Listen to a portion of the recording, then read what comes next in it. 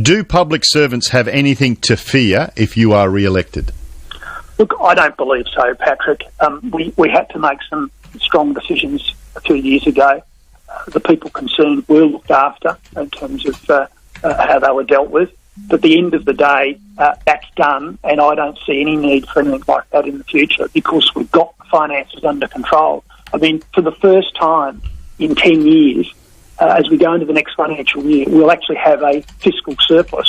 I want to unite Queensland, not divide Queensland. What we've seen over the last 3 years is dysfunction and chaos from the Newman government.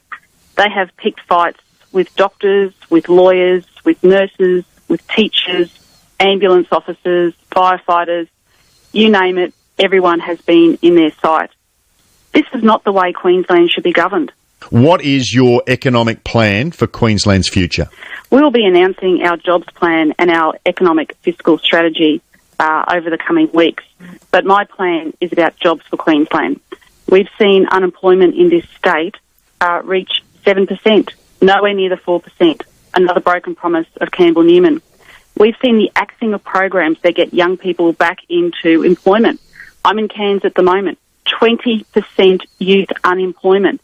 It is not acceptable. But I made my decision to stand because so many people in the community in which I live approach me at the local park, at the local shops, walking my dog in the morning to say, please, Kate, can you run? Campbell Newman said that the public servants in this electorate and the frontline jobs, such as doctors and nurses, would be safe. He got into government and he sacked them. There are people that are hurting in this community because of his decisions, and I felt compelled to ensure the people in this electorate had a candidate that they could vote for and know will stand up for them. Mr Palmer, Patrick Condren here. Will you do a deal with Labor if to form a minority government with them? Well, what we're interested about is defeating the Newman government, and that's what our focus is on. And I don't think we're going to talk about it. We'll just see what happens at the end of this period. Mr Palmer, how many people you have running in seats? How many seats will you contest at this election?